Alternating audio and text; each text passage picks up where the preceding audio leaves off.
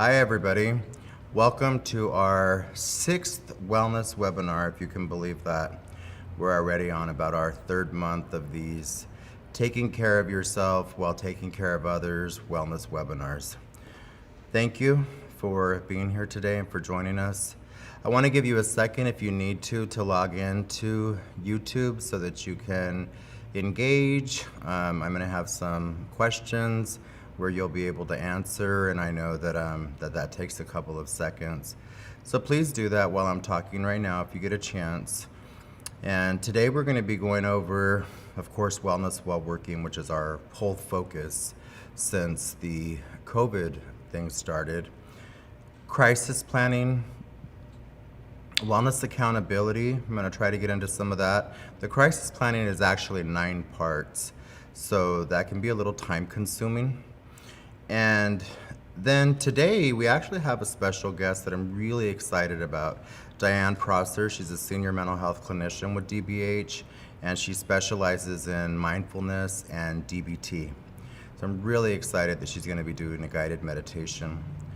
And then we're going to have a drawing for you guys today. So I'm going to have a couple questions where those who engage in the live chat or email me their answers, I'd prefer if you did the live chat, will be in for the wellness drawing. So let's get started. Brian. Okay, so my PowerPoint is not going to the next page.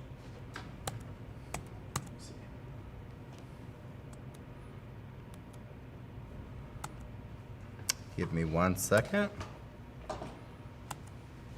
Here we go. I just clicked on the left. So today, we're gonna do a check-in like we always do on our wellness, while we're working, how we're taking care of our wellness, what we're doing, those things that we do every day to take care of our wellness. We're gonna do the guided meditation. We're gonna go over the crisis plan, or advanced directive, as many of you have probably heard it called, and a crisis action plan. And in California, some of you may have heard that California is actually heading down this direction for mental health clients to have advanced directives, a bit of a wrap crisis plan that they have developed that will be a legal document.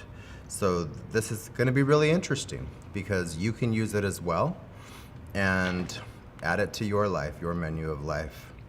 So, I like to start off with a couple of quotes from Deepak Chopra. The most creative act you will ever undertake is the act of creating yourself. That's one of them that I love. And the other was, to make the right choices in life, you have to get in touch with your soul. To do this, you need to experience solitude, which most people are afraid of, because in the silence, you hear the truth and know the solutions. So now that one resonated with me about the solitude, because throughout the years when I've led mindfulness activities, especially meditation, when it was time for people to close their eyes, many people throughout the years and in the past have said that it becomes uncomfortable because maybe they start hearing, something, the slightest bit of noise, or a memory pops up, and solitude can be very uncomfortable for some people. And then I've also led many groups where I've taught there's a fine line between taking time out for yourself and taking care of yourself and isolation. And one must know the difference, right? We have to be able to identify when we're taking time out for ourselves. So those two, the most creative act you will ever undertake is the act of creating yourself. Absolutely love that. So again, happy Pride Month. We're in June. We're almost over with June. But to my brothers and sisters out there and allies, happy Pride Month. So let's check in. As you're sitting there, you've already logged into YouTube and you're ready to get that live chat going. And think about in your head for a second. I asked you guys to do this last time. What does wellness look like to you? When you saw that a wellness webinar was coming up, be it this one, I know that Dear Oaks has done one on preventing burnout. We tend to get drawn by anything that has to do with wellness. It's a multi-billion-dollar industry. What does it look like to you? What does it look like to your friends, your supporters? When you're having those conversations about wellness, I think it's always important to remember that perception is reality and we perceive wellness differently. I've said before that wellness to me is ultimate peace of mind, is just peace of mind. I'm very open about the fact that I live with a panic disorder and obsessive compulsive disorder. And I've shared that when asked about that, I'm open because I hope that others can learn from my journey. And I had an episode last week where about 3 or 4 days, this had not happened in many, many months. But for about 4 days, just a constant panic attack. The great thing is that because I've been engaged in my own wellness for so many years, I was able to engage some of my supporters. I was able to engage my own mind and say, you've been through this before, and have hope that it was going to get better, was still able to accomplish what I needed to accomplish. Does that mean it didn't feel like hell? No, it did. But most of you watching this hopefully won't go to that extreme. That just happens to be because I live with a panic disorder. However, you may be living with something physical where you go through that for many days. So again, ultimately, what do you want wellness to look like to you? And my point in sharing that is that when I felt better on Sunday, on Father's Day, which happy Father's Day to all you fathers out there, I had to ask myself, what could I have done in my plan leading up to that spot? How could I have taken better care of myself? So the next question is just, how are you? And feel free to put in the live chat, how are you? Are you okay? How are you doing? If no one has asked you, if you haven't asked yourself, how are you doing? And again, be present with yourself and asking, how am I? How am I right now? And I have a little fun thing after this that I shared one last week, 2 weeks ago. Take a look at this. If you really don't know how to identify how you're doing, I see we've done this to clients for many years where we stick a sheet in front of them and we say, how are you feeling? Maybe because we need to write it in our notes or because, we actually care, which most of us do. But how are you? You see, it starts with angry and it ends with suspicious. I've worked with very suspicious people. I've been suspicious. I've been angry and I've worked with angry people. I've been happy and worked with happy people, right? So on any given day, we may be any one of these. And I often remind people, including myself, that at 11 a.m. I may feel angry and at 11:15 happy and then curious. We can go through a multitude, right, of different emotions throughout the day of how we're feeling. But just being aware, and it's important to ask yourself, how am I feeling? There are many facets to wellness and to feelings, and there's some that I don't necessarily like on here, but that's okay. That's not up to me.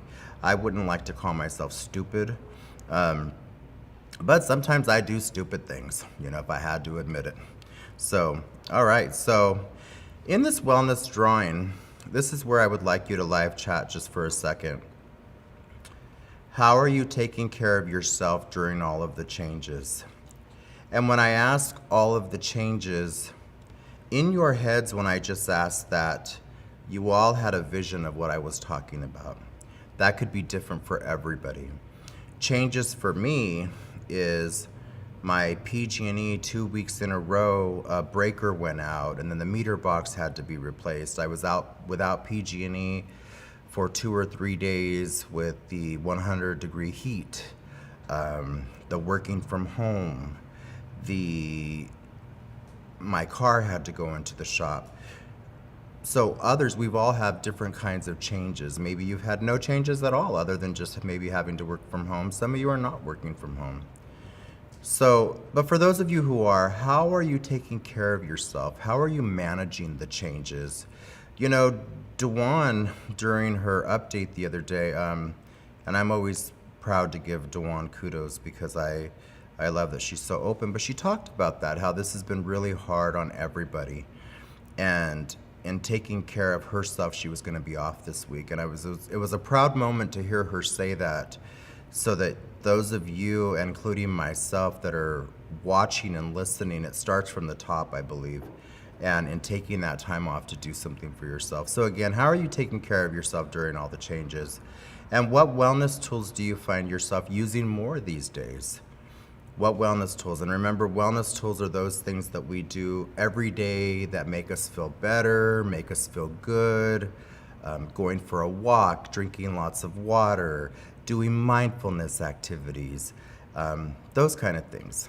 So I'm going to check in with Brian and see if we have anything. Oh, actually, they're right here next to me. Thank you, Brian. So Tishawn Baker says, today I am happy and content where I am at. Thank you, Tishawn. That's awesome. Today I am happy and content where I am at. I wouldn't normally do this, but I saw I just got a text, and Rhonda Bopp is saying she's not able to chat. Rhonda, I'm sorry. If you are able to get on, I'll keep my eyes on this and definitely read your answer, or you can text it to me, and I'll keep my phone right here next to me. And Tishawn also says happy Pride. Thank you, Tishawn.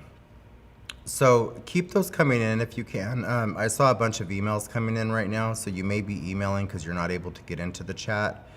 And if you could please email myself and Brian Bishop and let us know what it is that's keeping you from being able to log into the chat, so we can try to fix that, okay? Alrighty, so we'll come back to that at some point. So now I'm so excited to introduce Diane Prosser, who I've known for many years, all the way back to Fine Street. She is one of our great clinicians.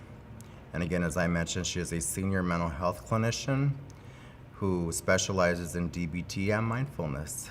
So I'm going to move over and hand it over to Diane for a second. Thank you, Diane.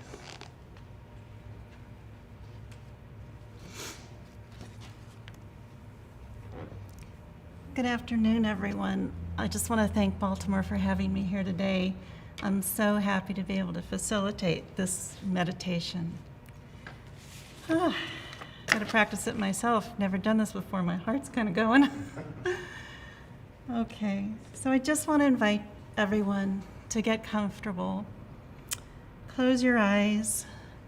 Many of you are probably in a place where you can relax, lay down if you want. If you're not, no worries. Just find a comfortable, safe-feeling chair. Settle in, close your eyes. Let's begin by relaxing your body and releasing any areas of tension. Allow your arms to go limp. Just focusing on the large muscle groups, let them fall. And now your legs and lower body. See if they're holding any tension, knots. Just focusing in on those areas, just allow them to rest. Let them fall. Feel your arms and your legs becoming loose and relaxed. And now relax your neck and your back by releasing your spine. Release the hold of your muscles on each vertebrae, from your neck, your thoracic, to your lumbar, all the way down. Breathe deeply into your diaphragm, drawing your air fully into your lungs. And release the air with a swooshing sound. Breathe in again, slowly and comfortably. That's most important. Pause for a brief moment and breathe out. One more time. Breathe in comfortably and deeply, and out. Allow yourself to become more and more relaxed with each breath. Feel your body giving up the tension, becoming relaxed, calm, and peaceful. Allow yourself to feel a wave of relaxation flow from the soles of your feet to your ankles, to your lower legs, hips, pelvic area, your sacred abdomen area, chest, back, hands, lower arms, the back of your head and neck, up to the top of your head.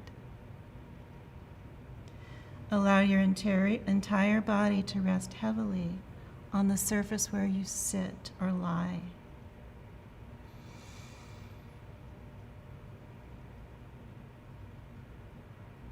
And now that your body is fully relaxed, we'll begin the visualization exercise. Imagine you're walking towards the ocean, walking through a beautiful tropical forest. You hear the sounds, you feel the wetness of the trees and the ground beneath you, swishing between your toes. Up ahead, you can hear the waves. You can smell the ocean spray. The air is moist and warm. Feel a pleasant, cool breeze blowing through the trees. You walk along the forest path, coming closer to the clearing where you find the sea. As you come to the edge of the trees, you see the brilliant aqua color of the ocean ahead. You walk out of the forest and onto a long stretch of white sand. The sand is very soft, powdery. Imagine taking off your shoes if you haven't already, walking through the hot, white sand towards the water. The beach is wide and long. Hear the waves crashing to the shore. Smell the clean salt water in the beach. You gaze again towards the water. It's a bright blue-green. See the waves washing up onto the sand and receding back again into the ocean, washing up, flowing back. Enjoy the ever-repeating rhythm of the waves. Now imagine yourself walking towards the water over the fine hot sand. You're feeling very hot. As you approach the water, you can feel the mist from the ocean on your face, on your skin. You walk closer to the waves and feel the sand becoming wet and firm. A wave washes over the sand towards you and touches your toes before receding. As you step forward, more waves wash over your feet. Feel the cool water provide relief from the heat. Walk further into the clear, clean water. You can see the white sand under the water. It's refreshing, it's cool, it's clear. The water is a pleasant, relaxing temperature. It provides relief from the hot sun, cool, but not cold. You walk further into the water if you wish. Swim if you want to. Enjoy the ocean for a few minutes. Allow this relaxation experience to deepen, more and more relaxed. Enjoy the ocean. Feel the caress and safety of the water as it washes over you, cleans you and supports you. Float if you like. Now you're feeling calm and refreshed. And afar off, you see a dolphin pod. You see it slowly swimming towards you. There's 5 or 6 dolphins. And you know they see you as they come towards you. Closer, closer, diving in and out of the waves. And they come up upon you. They want to engage you. They want you to reach your arms out and touch them. As they swim by, you feel their silky, rubbery body. You feel them interact and play with you. One nuzzles you with its nose. Allow yourself to totally just feel these emotions that you have being with these dolphins, the beautiful energy that they bring to us.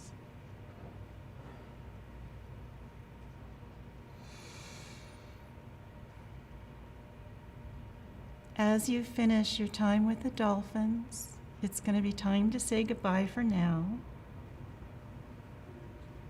They start to turn and swim away.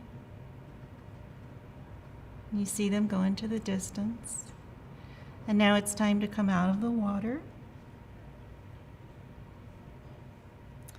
And as you step out of the water onto the beach, you stroll along the beach at the water's edge. And up ahead, you see a comfortable lounge chair and a towel, just for you, waiting there just for you. Feel free to sit or lie down in the chair, or spread the towel on the sand, or just lay on the sand. Just relax on the chair or the towel, enjoying the sun, the breeze, and the waves. As you look over the expanse of the ocean, you feel peaceful and relaxed, allowing all your stress to melt away.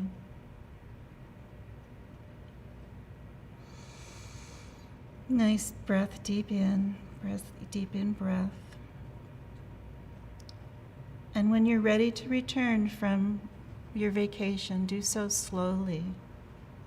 Remember to take with you what you want from this. Keep this feeling of calm and relaxation, using it to feel ready to return to your day and the rest of our time together today. Open your eyes, stretch your muscles, become fully alert, refreshed, and filled with energy. And welcome back. Thank you for allowing me to do this. I feel really honored, and I'm going to turn it back to Baltimore.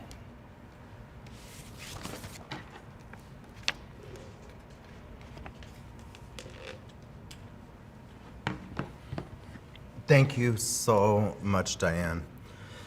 That was absolutely wonderful. And for those of you who know me and know how much I love and adore guided meditation and Dr. Douglas Tabor, and let me say that again, Douglas Tabor and Beth Fresky, I actually got emotional and teary-eyed as Diane was doing that. Diane, thank you for gracing us with that.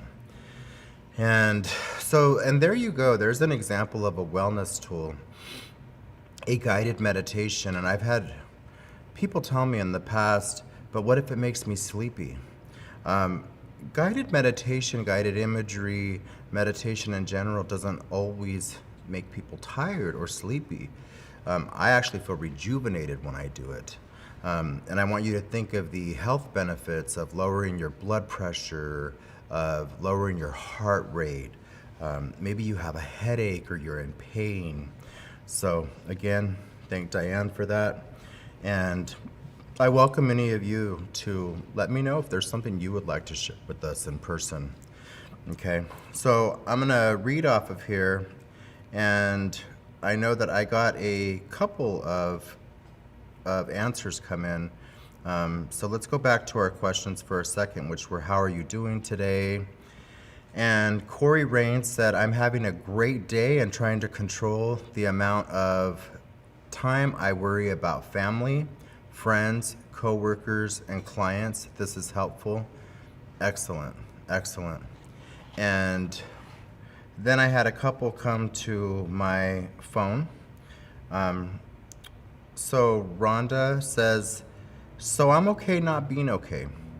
grateful I have the tools to get through the day.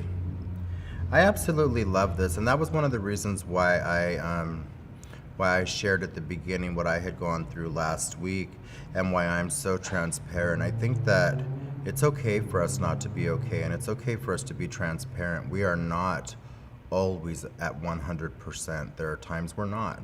I think it's important to be able to have a culture in our own community, especially, where we can be honest about that.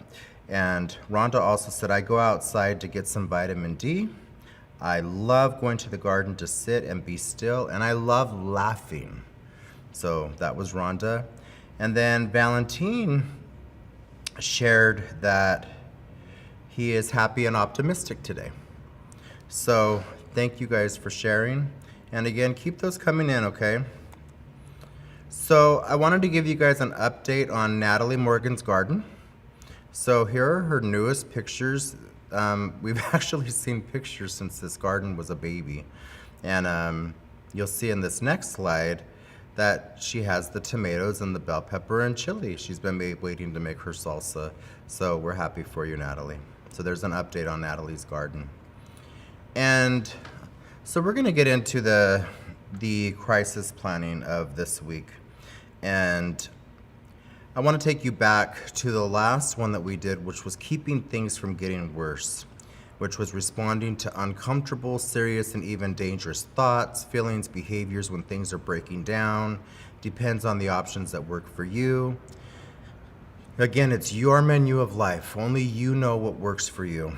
Include clear and focused instructions about the steps you must take to keep yourself from feeling worse and worse, and that will help you feel better quickly.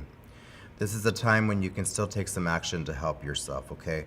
So that was when we were talking about before things broke down and we actually got into a crisis.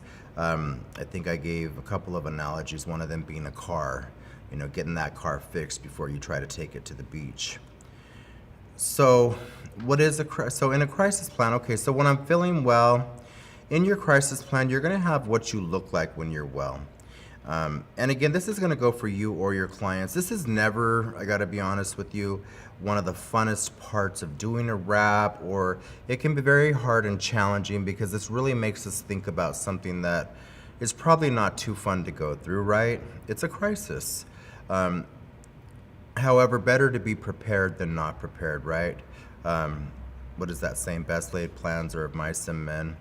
So when I'm feeling well, I am, and you're gonna describe yourself. You're gonna go back to the first part of your wrap, or if you're just here starting today, you're gonna describe yourself when you're well. You need a baseline for people to know what you're like when you're well.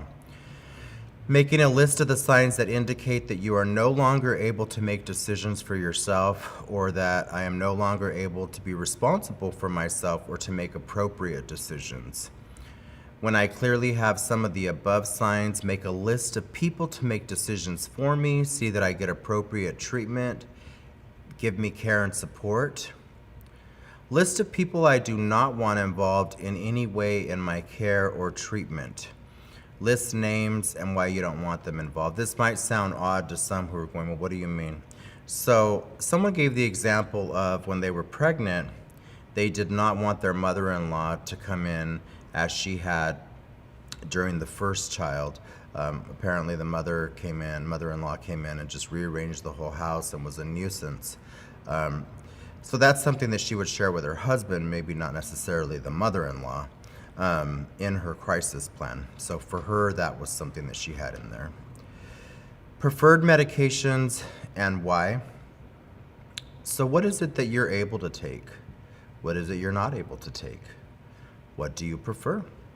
Do you prefer vitamin D over the counter? Is there a certain medication that has worked for you in the past? So again, this is going to be your opportunity to say, when I'm not well, please do the following for me to assist me in getting well again. Acceptable treatments and why. So an acceptable treatment, let's say you like acupuncture, which I do, and since COVID I've not been able to go. Acupuncture. and I also go to the chiropractor.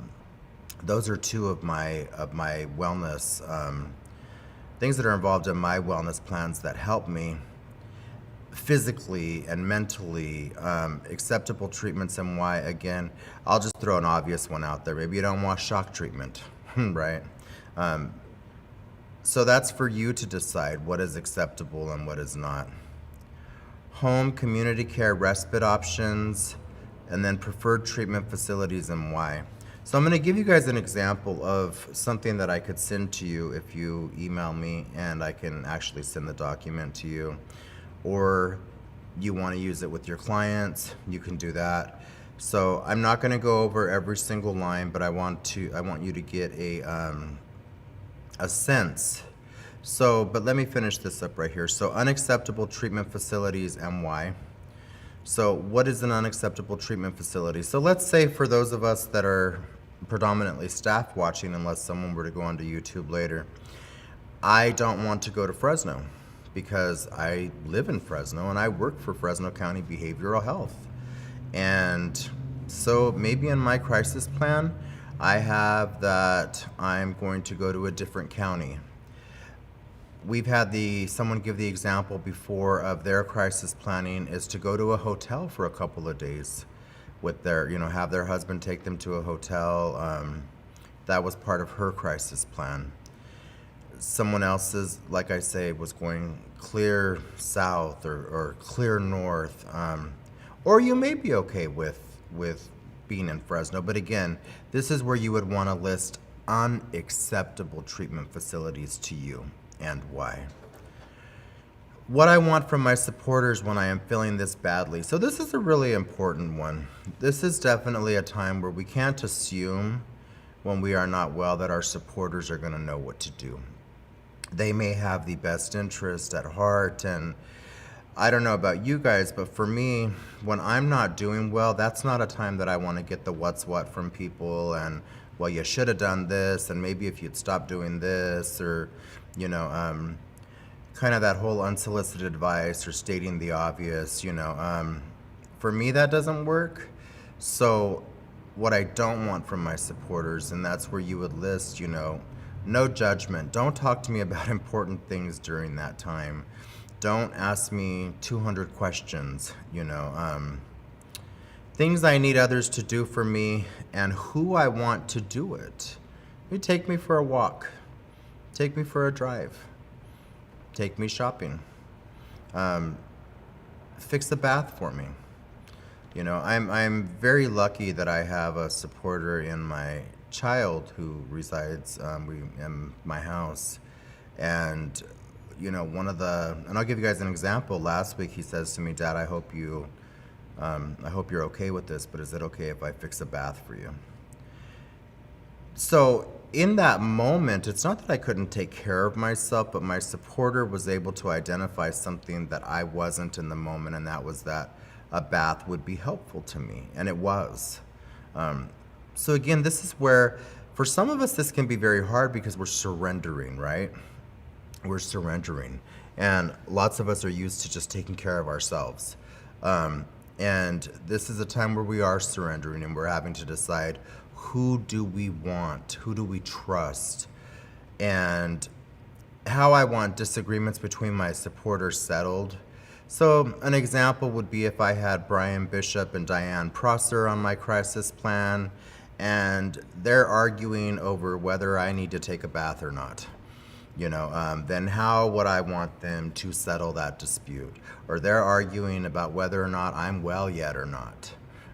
So that's an example of how would I want that dispute settled? Would I want another party to come in and assist in that dispute? Somebody else that I trust.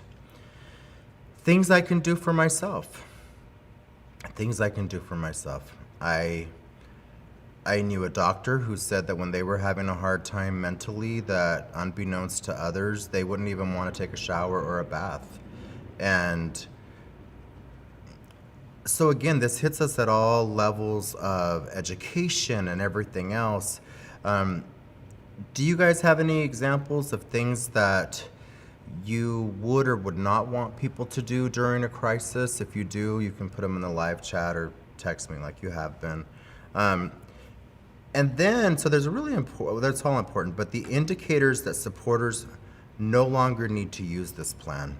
So what is the indicator going to be to the supporters that are around you that you're okay now, that it's okay to leave you by yourself? I'm sure we can all think about times in our lives when people had felt like they needed to be with us. An example that immediately comes to my mind was when I lost a partner many years ago, and one of my best friends, Joey Torres, at that time just refused to leave me alone. Just would not. Now, this was a long time ago, but I still remember that she just would not. And I thank God for that she was able to recognize something I wasn't. So, and this is something you're gonna do yourself. So you are going to plan this yourself. You're gonna create it yourself. So again, I'm just gonna give you a glimpse of what you will see if you were to have this document, what you would share with your client. So Personal Crisis Plan Advanced Directive, Part 1. There are 9 parts. Part 1, it sounds like a lot, but your name, of course, your date, what I'm like when I'm feeling well. I'm jovial, I'm funny, I like to laugh, I like to meditate. This will be different for all of us. It could say I'm grumpy, I don't like to talk. Our normal, again, our baseline for normal and feeling well is going to be different. That's part 1. Part 2 is going to be signs that I need my supporters to take over. If I have several of the following signs and or symptoms, my supporters named on the next page need to take over responsibility for my care and make decisions in my behalf based on the information in this plan. So again, as I mentioned when I started this isn't necessarily the most comfortable conversation to have with somebody. I can tell you that I had a conversation with my mom at one point about having a plan many years ago, and she said, "Oh my God, are you okay? Is something happening?" And I said, "No, absolutely not. I'm doing this, this rap plan." And so it can kind of freak people out sometimes, including ourselves, as we read this. But again, remember, you do this at your comfort level, right? And crisis for all of us means something different. For me, crisis means that I'm having a panic attack for 3 or 4 days. So was last week a crisis? Yes, for me it was. Did I go to the hospital? No. Did I need to? No. Somebody else going through the exact same thing, maybe they would. And maybe on their plan it would say my supporters need to take over and take me to the hospital to get checked out. There are no right or wrong answers. So again, on that one is going to be your signs and symptoms that your supporters named on the next page need to take over responsibility for your care. And then you're actually going to list your supporters. Hopefully you have, 1, 2, 3. Everyone has a different amount of supporters, and you can have supporters for different things. I just saw that Tishawn Baker said that when in crisis, just handle things for me. Cook dinner for my son, clean up, and leave me alone. So, that's actually very common that I hear, and I have something similar where I don't want to offend, I don't want to hurt anyone, and sometimes I just want to be left alone. But then there's that fear of, am I going to hurt someone's feelings? Am I going to hurt the people who live with me? Am I going to hurt their feelings? And this is a time where you share this with them. So, hey, when I'm like this, just leave me alone. And when I come out of the room in a few hours, I'm ready to engage. Or, again, different for everyone. Rhonda Bopp says, I love this because nobody knows me like I know me. I have the right to determine my care and treatment. Yep, I like to be alone as well, she says. Now, one might say, well, wait a minute. You shouldn't be alone during this. It's a crisis. Should we call mom over, dad over, brother, sister, friends? And I don't know. You have to answer that for yourself. So I'll tell you this. Again, I'm gonna disclose. So Sunday, come Father's Day, I wake up in the morning And I'm fully prepared to let my mom and dad know that I'm going to hang back and stay home. And, that my son and my granddaughter were going to head to Madera to go spend the day. And the day was planned and barbecuing. And I laid there and I meditated for about 30 minutes. That was as soon as I woke up. I laid there, I meditated for about 30 minutes, had a conversation with my son about something else. And then I had to weigh out the pros and cons for myself of, if I stay home and relax, is that going to outweigh the negative feelings of if I go and maybe I get overstimulated? So I'll tell you, needless to say, I ended up going. I had such a good time. I needed family time. And I was able to incorporate into my rap that during a crisis, I actually need to be around my mom, my dad, my family. There's just something that I was sharing with a friend of mine, Rita Mejia, you guys know her. There's just something comforting about family to me. So right here on supporters, that's where you're gonna put down who those supporters are. And this will kind of help you to go, oh wow, maybe I need to add a couple of people, and for different roles. You don't want to get a supporter on there that's maybe not good at listening during a crisis, but they may be really good at watering your plants and taking care of other things. So then there's just the one where specifically why you don't want people involved, because again, this could potentially turn into a legal document in other states. This could eventually here in California become something somewhat of a legal document. I would encourage you, if you have clients that you want to use this with, have them sign it, keep a copy of it, and at least again, it will give you a baseline of what they would like for you to do. So, did I skip part 3? Oh, part 3 was the supporters. So part 4 is medication supplements. I talked a little bit about that.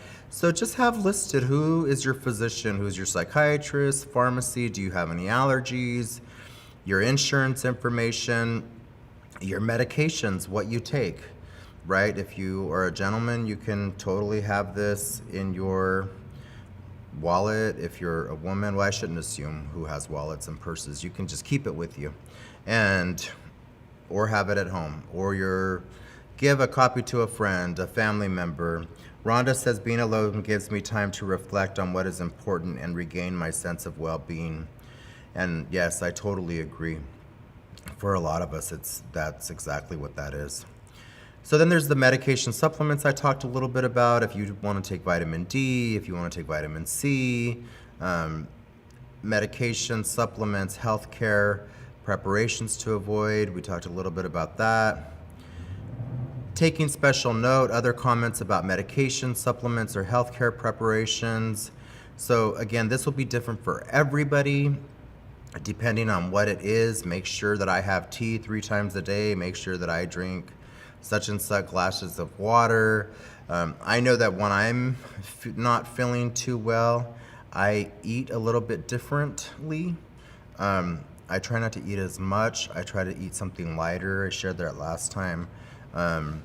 It's not going to be conducive for me to fill up on carbs and sweets and so again, you are the expert on yourself. Part 5, treatments and complementary therapy. So what's a complementary therapy that you might use? And let's not think of therapy in the traditional sense. Let's think of therapy that for you, walking outside in the garden is a form of therapy. Mindfulness is a form of therapy. Meditation is a form of therapy. Gardening, surfing, something that you identify as a source that helps you, right, during a hard time. When and how to use it, and then again, gives you a few spots for that. So part 6 is the home care, community care, respite care. If possible, follow the following care plan. I gave the example where somebody wanted to go to a hotel for a couple days. Somebody else wanted to go south, somebody else wanted to go north. There may be somewhere local. Maybe you want to go visit your church, or go talk to your clergy. Part 7, hospital or other treatment facilities. So if I need hospitalization or treatment in a treatment facility, I prefer the following facilities in order of preference. Now, we'd probably have an easier time because most of us have insurance, have Fresno County insurance getting into somewhere, be it here or out of town. But let's say this is a client you're working with and their first one is CBHC and their second one is something else. So those are why those are in order in case they're filled to capacity already. And I gave the example that if this is for us, we may not want to go in and say, you know, hey, Becky, when we just saw Becky on Friday because we work with her or we were at a training with her. So totally up to you. Part 8, help from others. Do the following things that would help reduce my uncomfortable feelings, make me more comfortable, and keep me safe. So I actually love, that is one of the greatest 4-letter words ever, safe. During crises for most of us, we want to feel safe. So when you think about this crisis plan, what you're really doing is creating and adding to your menu of life this way that others will know, how can I help you to feel safe so that you can get well? Be that in your home, be that wherever else you've listed on here, whatever you've decided is going to be good for you. Following things that would help reduce my uncomfortable feelings. That could be leave me alone for a couple of hours. And you could be specific, leave me alone for a couple of hours, but not too long. You know, after about 2.5 hours, you know, try to converse with me or whatever. I need name of the person to blank. So of course you'd want to ask these people. I don't want to say, I need Brian to mow my lawn and weed and edge the backyard.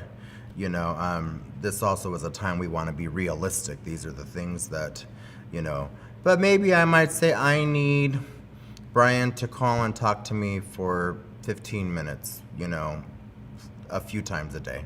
But then I would then go ask Brian when we're well, because remember, we're creating this crisis plan when we're well. Hey, Brian, is this something you're willing to commit to? So I'm going to give you guys an example. I had somebody who used to work for DBH who said, Baltimore, can you support me? I was one of her supporters. Can you support me by allowing me to call you and journal out loud for 5 minutes? For those of you that have never heard of journaling out loud, this is really where pick up the phone. Hello? They're going to journal out loud, and I'm not going to say a word unless something raises a red flag that causes me to be of concern for their health, and that you agree upon ahead of time. So she says, can you support me by allowing me to journal out loud for 5 minutes when I need to? And I said, I cannot, but I can do 2 minutes. So again, this may be a time too to negotiate with your supporters where realistically, no, I don't want to sit there for 5 minutes, and that's really hard. But I was able to give her 2 minutes during that time. So do not add the following. It won't help and may even make things worse. I gave that example of maybe when I'm in a crisis, it's not a good time to start calling up everybody and saying, hey, let's surprise Baltimore with a barbecue. And you know how he loves those ribs, and let's get everybody over here and so he feels supported. And so even though there's good intent there, it might actually make me feel worse. Or let's say you come in and poor Becky's over there having a horrendous panic attack trying to get better, and you say, come on, we're going to the beach. You know, I've already got your stuff packed, and get in the car. Again, you want to be very, maybe on those days I need to relax, I need to rest. There's this one acronym, it's not an acronym, but depressed that I loved, and it's spelled DEEPREST, deep rest. Which doesn't mean that our crisis has to do with depression. That just came to my mind. Part 9 is inactivating the plan. This is the last part of the crisis plan. Like I said, it sounds like a lot because it's 9 parts. So the following signs or actions indicate that my supporters no longer need to use this plan. So Becky is running around the house cleaning and carrying on like she normally does, and she's laughing, or, you know, Beto's in a bad mood, and he always normally is, you know, and being his grumpy self. And so again, but we are the ones that when we're well are going to write this down. The following signs or action indicate that my supporters no longer need to use this plan. Okay. And then the very last page, I developed this plan on, if it were today, June 23rd, with the help of, if somebody helped you, or again, if you were working with a client. So this is totally up to you if you want to have it signed by someone else. And you even see on the bottom that it has a spot for attorney, and it has a spot for durable power of attorney, and a spot for substitutes for durable power of attorney. And then on the very bottom, any personal crisis plan developed on a date after the dates listed above takes precedence over this document. So, and I'm looking at the chat right now, and I see that Tashawn says, when in crisis, oh, I'm sorry, I already read that. Just handle things. I thought that was something new. Okay, so we don't have any new ones.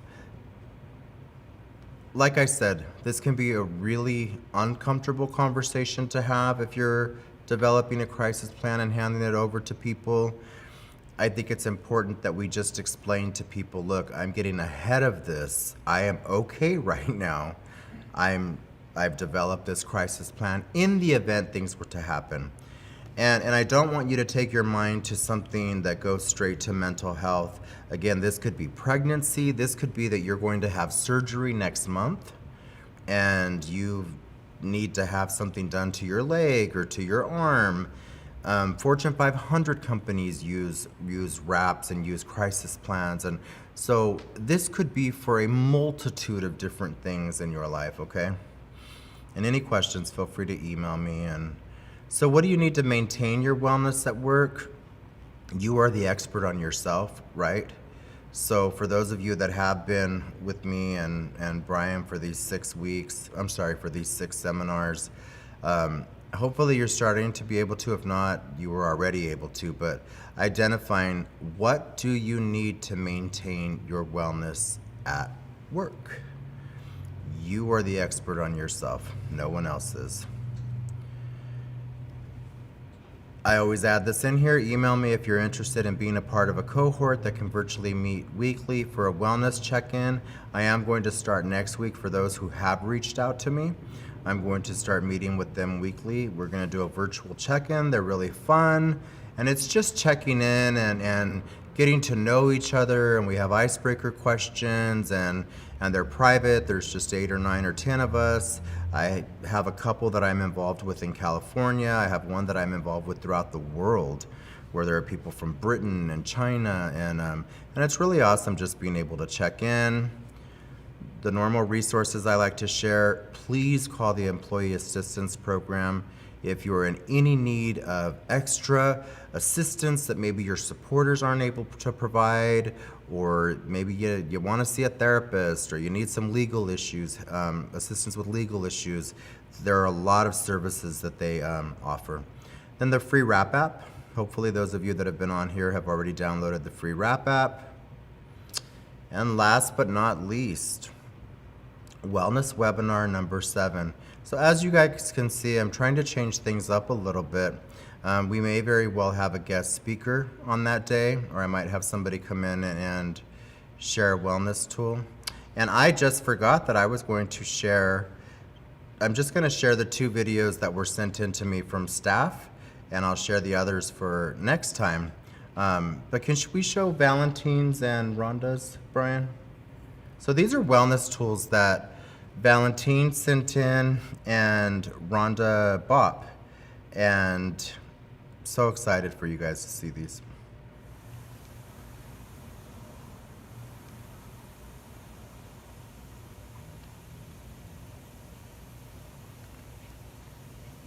Hi everybody, this is Roxy. We're learning how to take walks. She's been my partner in crime these past couple weeks, and we're doing it. Sitting out here in my garden is so relaxing. It's my go-to. Get away from stress. Were they able to hear the audio on their end, Brian? Yes. That's awesome. So that's Valentine Hernandez and Rhonda Bob. Thank you so much for sending those in. And I had a couple that I was going to share and stuff, but we're already at about 55 minutes. And if you're anything like me, at about 50 minutes, so I want to honor that. So our next one, July 7th, we'll have some more videos to share and some other fun stuff. Again, if there's anything that you want to share, if you'd like to come in and share something, please reach out to me. Be heard, as I always say, be heard, reach out, and have a great day.